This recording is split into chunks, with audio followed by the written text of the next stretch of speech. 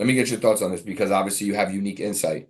So, Bud Crawford regarded as one of the best of this era, if not the best, right? Conor McGregor had his run and he did his thing in MMA, right? When he was on that tear. Yeah. There's talks about them potentially fighting each other. So I guess my question with your insight would be, does Crawford have a chance to beat McGregor in MMA should that fight actually happen? Um, it'd be really hard. I think he have to knock him out, like for sure. But Crawford does have a wrestling background, so I don't know how strong his wrestling is, but I say like for MMA, like the two most important things in my opinion is boxing and wrestling. As long as you have good boxing and wrestling, that'll take you far. You know what I mean? So because that's what he has, he does. I'd say like he does have a chance, but it's definitely not gonna be easy. Which one's harder, boxing or MMA?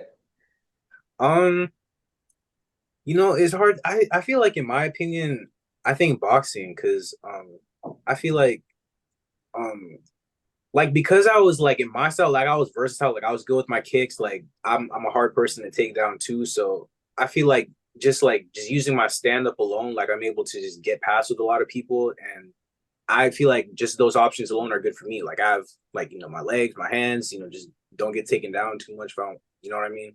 But boxing is just like it's just your hands. So now I'm trying to think like, well, now what how do I win this with only my hands? And that's when it becomes like, a thinking game. And that's like my whole style is to like think and outthink the person. I like making things a chess match. So that's why I would say Boston's probably a little bit harder because now, you're only limited to two hands. So what can you really do with that? Hey, listen, Danny, you need to start your own podcast, bro. You come with the fire No, questions. I Let's just wanted to roll know with that question because I never met nobody it. who did both. No, that was a great question. That was a Yeah, great question because yeah. that's for real. Like, there's I always mean, it's that the person to argument, right? ask is gonna be him. So Hmm. Yeah, I and, can and never the see myself getting kicked. That's why. so you with Terence on that because that's what Terence said. He said he's not taking that fight, or it's interesting, but he's not trying to get kicked in the head. Yeah, yeah, it's crazy. It's a lot of Let money me though. 100 million each way is what they It's a saying. win-win if you ask me. Would Yeah. you do it? Yeah, I'll do it. It's 100 million. Yeah, yeah, no doubt. Yo, I've better been you in than I've me. been in plenty of street fights. That's funny. Mm. That's funny. That's funny you say that because I was talking to your brother. You got to confirm this for me. There's some small insight, but I said, damn man, I wonder what it was like E, right? E? Yeah, Eric, Yeah, Eric. So I was talking to Eric and I was just like, man, it must have been crazy growing up with Danny, right? Like he had that mean, he had that mean hand game. Y'all in Philly. I'm sure y'all got into fights. And he said they used to send Danny on the bike to go handle business. He'd be back, yeah, come back on yeah. the When I bike. was a kid, I used to fight it. My cousins, they used to call me. I used to on site street fighter. But yeah, that's how it was. I was bad. I was a hothead. But boxing changed my life. It gave me discipline. So, I was grateful for boxing for sure. Danny, let me just read this super chat off because it's actually for you. Attorney Bailey, one of our consistent followers. He's always in the chats with us. He just says, Garcia, thanks for the memories. Always respectful gladiators in the sport, especially when families included. You always made a professional showing. My salute unto you and your family. Appreciate it. There you go, Attorney Bailey. Appreciate you rocking with us. Danny, you agree with Joe's take? Like, as far as him fighting Conor, or you think Danny could beat Conor? If they were to go MMA, we know boxing. Oh, The Terrence? leading opinion is yes. Terrence? Yeah. You said Danny. I was like, okay. Boxing for sure, Terrence. But he does have a wrestling background. So that's what you're talking about, right? Conor McGregor, yeah. Yeah. Uh, I don't know. It's like it's different. It's apples and oranges to me. I can't really say because I never been in that cage. But it is a fight. I would say he does have a chance because he could get him on the stand up. He might be able to beat him to the punch and drop him standing up. So I don't know once you get on the floor and they start wrestling and doing all those elbows and stuff and kicking. I don't know how that might go, but it seems like a good deal if you ask me though. Yeah, yeah. I mean, look, 100 million both ways. That's the room of money. That's a pretty big bag, right? For sure. Let me ask you this. So I have another segment that I run. So this is our no holds bar segment. Appreciate you joining us again. We always look forward to having the best thing popping on box or in boxing at the time. And Swift Promotions is definitely that right now, right? So That's what No Holds Barred's about. It's about bringing people on, and just catching the fans up with them, and then what's hot in boxing. But I got a different segment. It's called No Disrespect.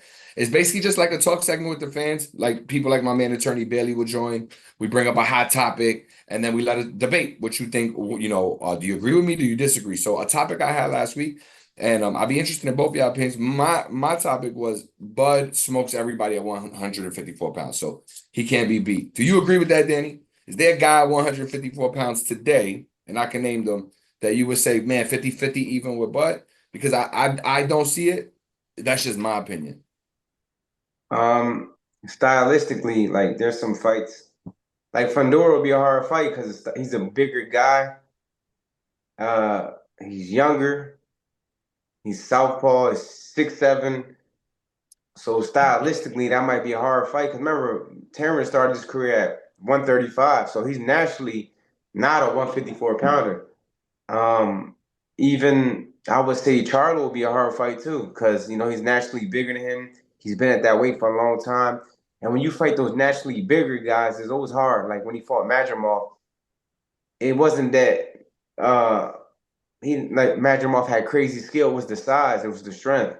He was able to take Terrence's punches and give him back, and make it a close fight. So he is giving up the weight advantage. So I don't know. This is definitely, it's all about matchmaking. That's all I can say.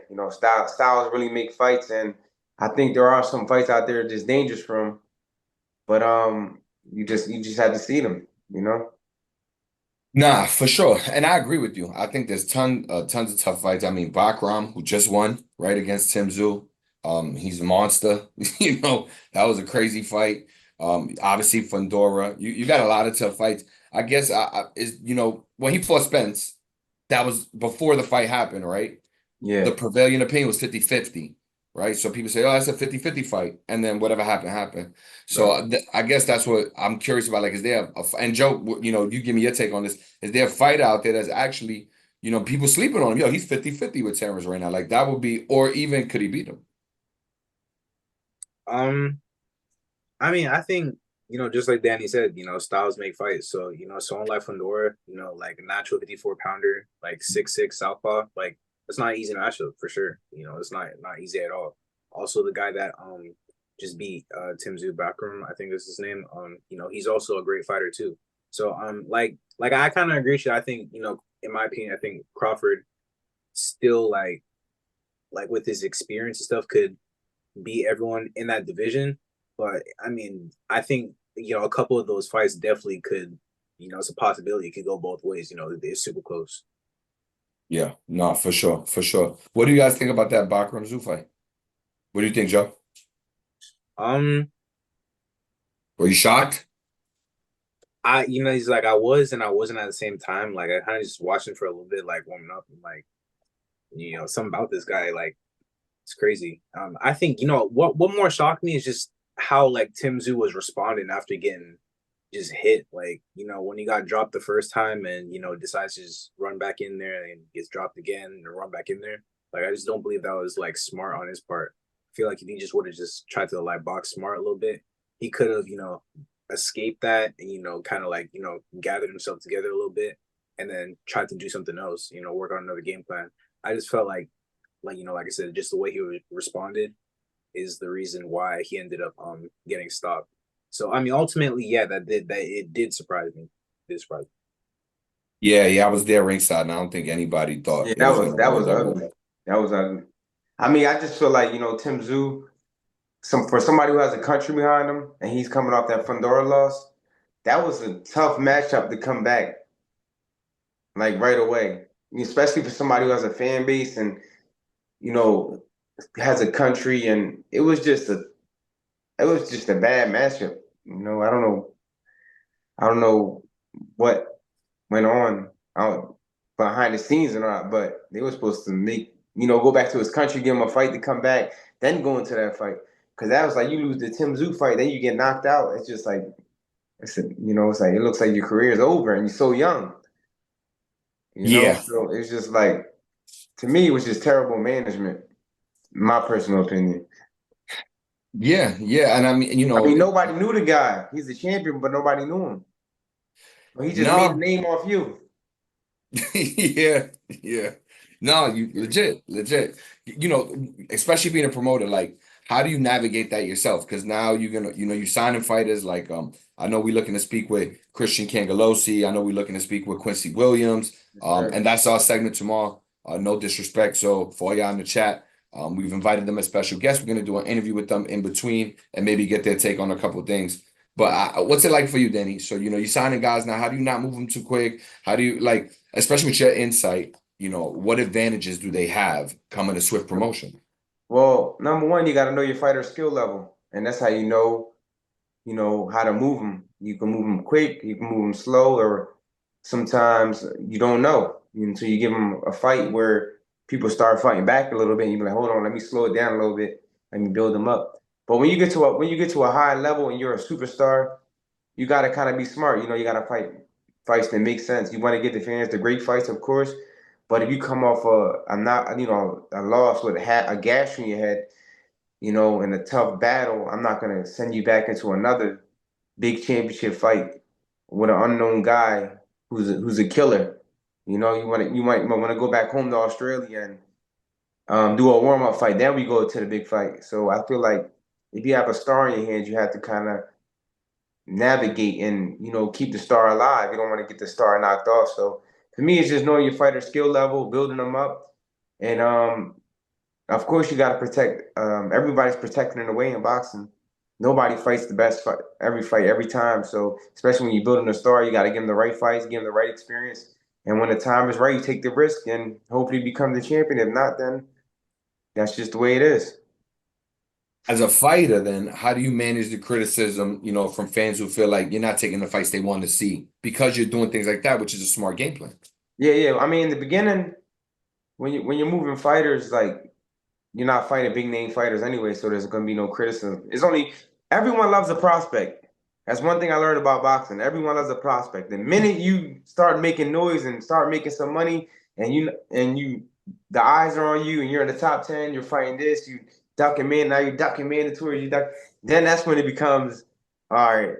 Now we don't like this fighter. It's like the hate starts coming. That's when the hate starts coming when you start getting noticed and you don't get the fans the fight they want to see. But the fights always happen eventually, but it's just not on sometimes when the fans want it. And it's just the way boxing is. I didn't make this up. I didn't create that. It's just boxing's all about timing. And when the time is right, that fight will happen. How important is that? Choosing the right opponent and the right time. Oh, it's very important, because if you want to have a long-term career, there's no way you can go out there and fight killers every single time. No fighter in the history of boxing has, at that level, fought killers back to back to back.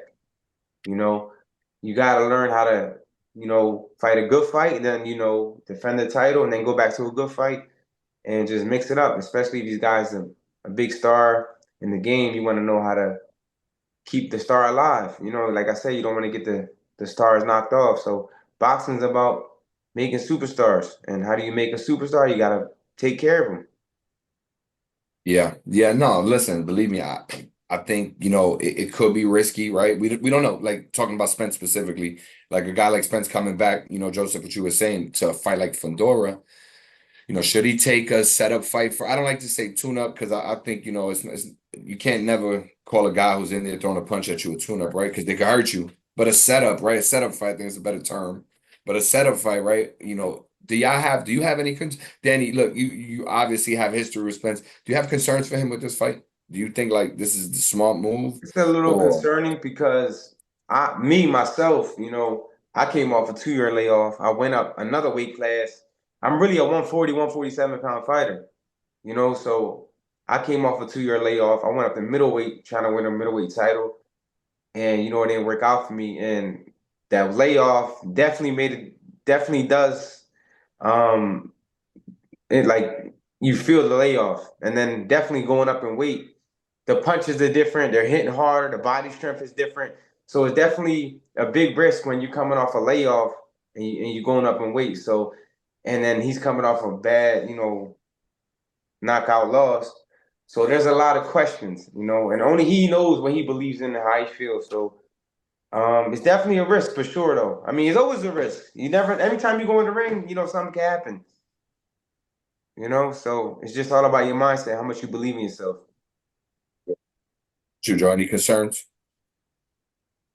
Oh, yeah, I mean, it's just like Danny said, that just that long layoff, and then only he really knows how like how it's gonna play out. I think it could be another money grab. Because I know a lot of people would like to see him back again. So yeah, I mean, only Errol Spence truly knows how that's really gonna play out. But I mean, yeah, it is for sure risky coming off of that long layup. Like I think he should take like an easier fight first and then go back into that. And I think, you know, if he did that, he would have a much better chance and feel a lot better.